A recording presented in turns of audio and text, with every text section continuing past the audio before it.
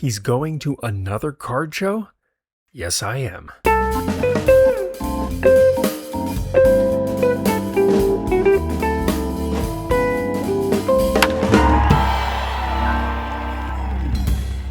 I had a chance to go to my local card show, as one could call it, the GG2 show at the Northwest Arkansas Convention Center. This is a 200-table affair put on about 4 times a year, and it is only 8 miles from my house.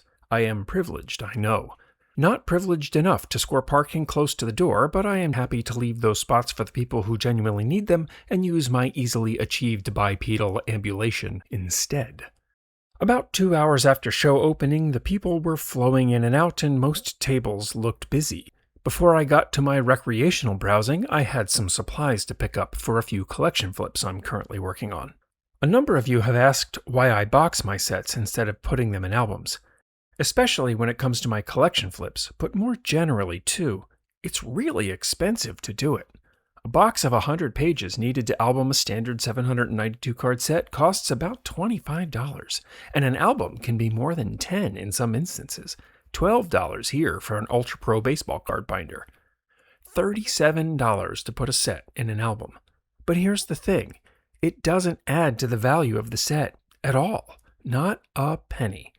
A nice 1986 top set, for example, in a $1 box is about a $40 set.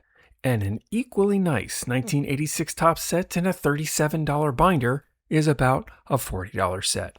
The set sells for the same price in both situations. For this reason, I stick to boxes. But as free Americans, I support your right to binder your sets as you see fit.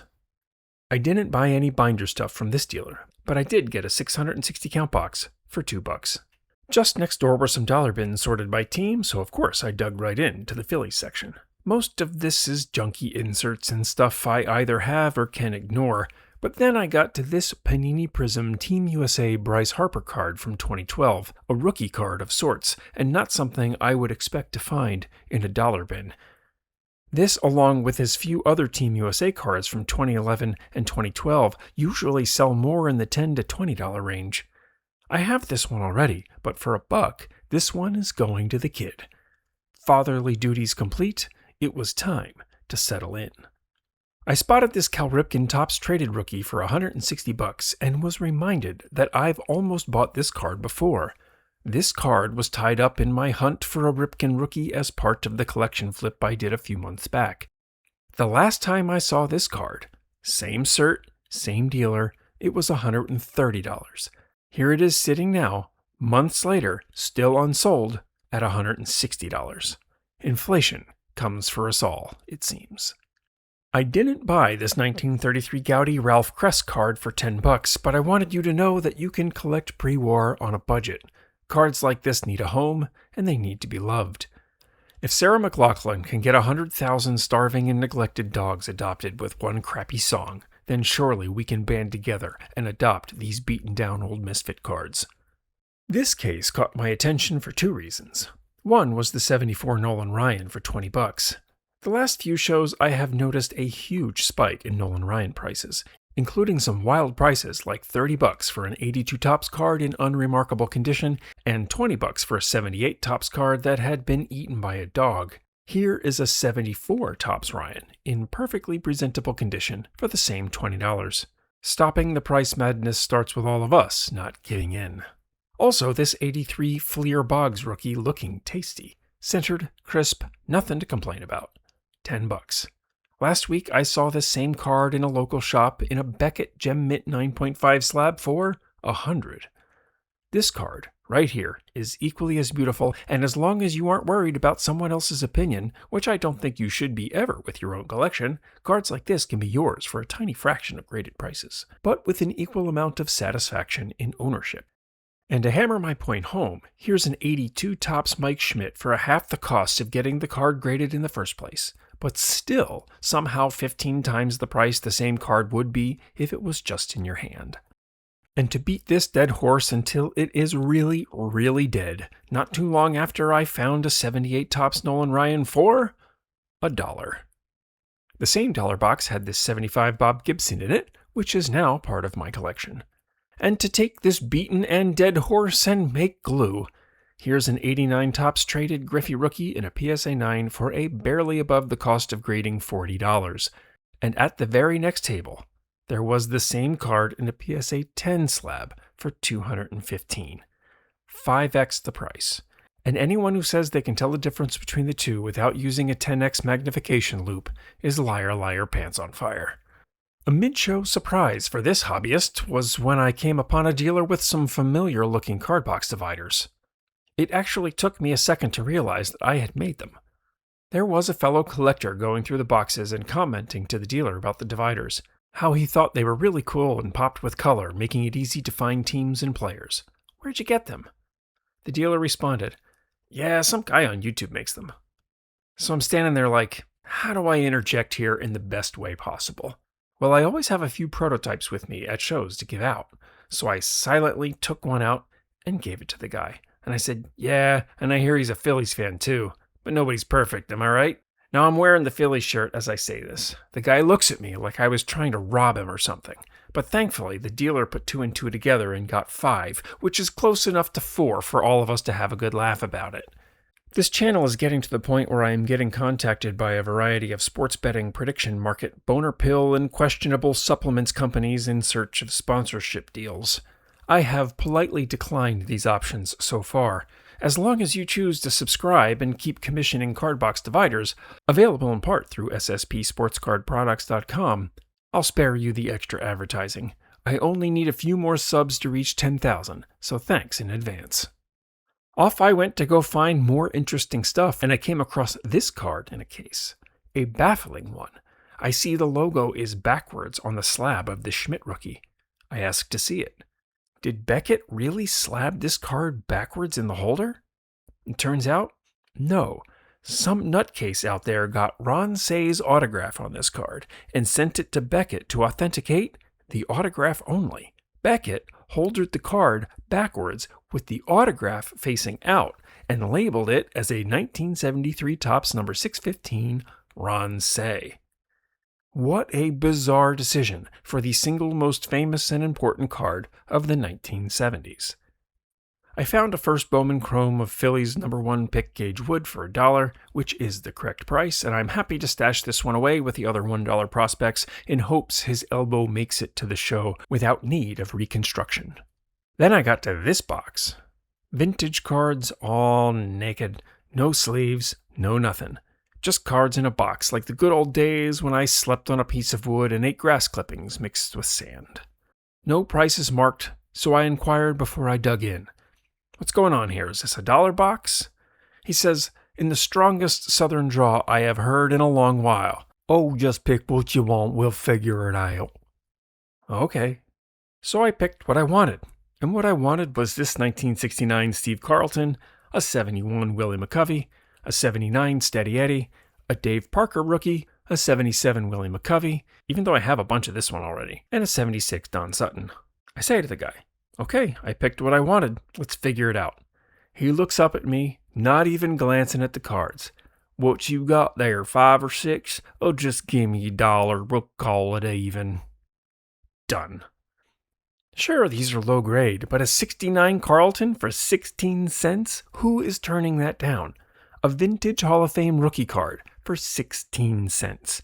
All day, every day, get in my collection. Feeling great after that score, off I went to find this box where a Cal Ripken rookie was just hanging out. Those of you who go to shows know that this type of card is almost always under the glass of a case.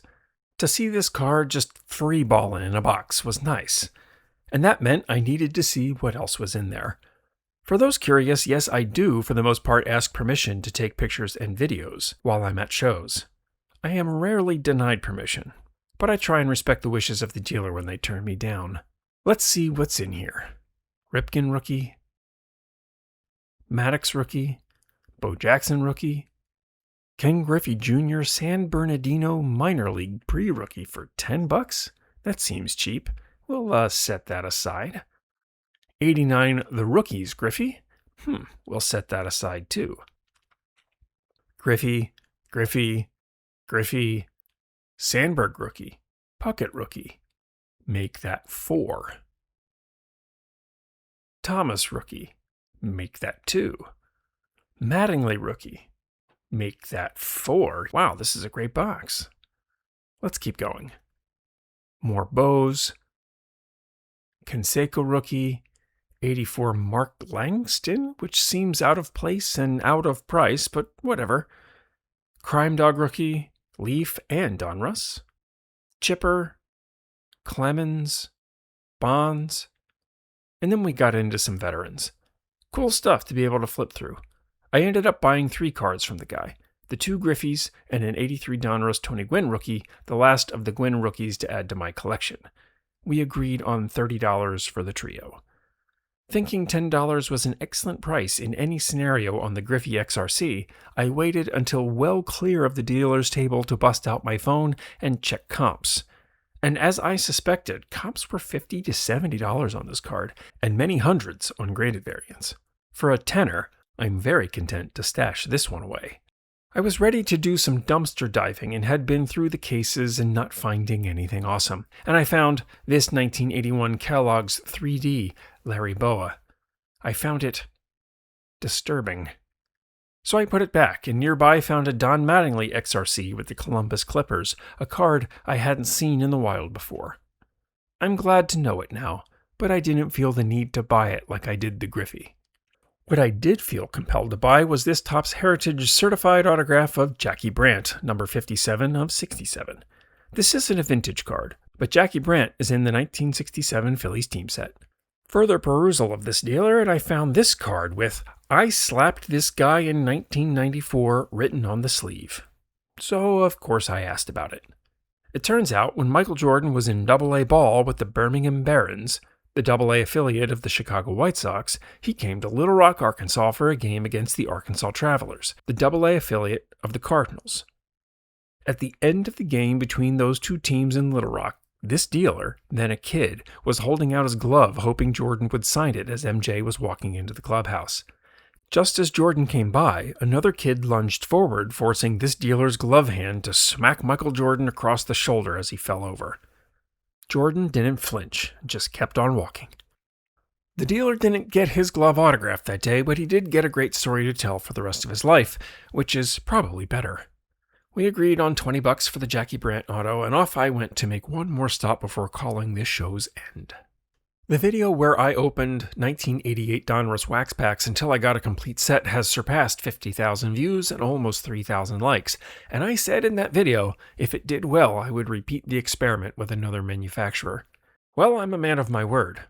I found 1990 Upper Deck boxes for a reasonable price, 4 boxes for $150. I started the Donruss video with 4 boxes too, so this will make a nice 1-to-1 comparison. Additionally, Upper Deck seemed to be daring me to do it, bragging on their box of their random sequencing. We'll see about that. Look for that video in the coming weeks. It was a nice afternoon of carding, a scant 10 minutes from my very comfortable couch and refrigerator full of cold beer. I got a great mix of cards, I didn't spend a fortune, I saw some great people, I set myself up for another hopefully viral pack opening video, and I was home in time for dinner. We can only hope for such joys in life. Thanks for watching. It's time to trade up those crumpled chicken scratch travesties you call card box delighters for something more befitting of a collection like yours. I can help. Send me an email at philliesbaseballcards@gmail.com or check out sspsportscardproducts.com.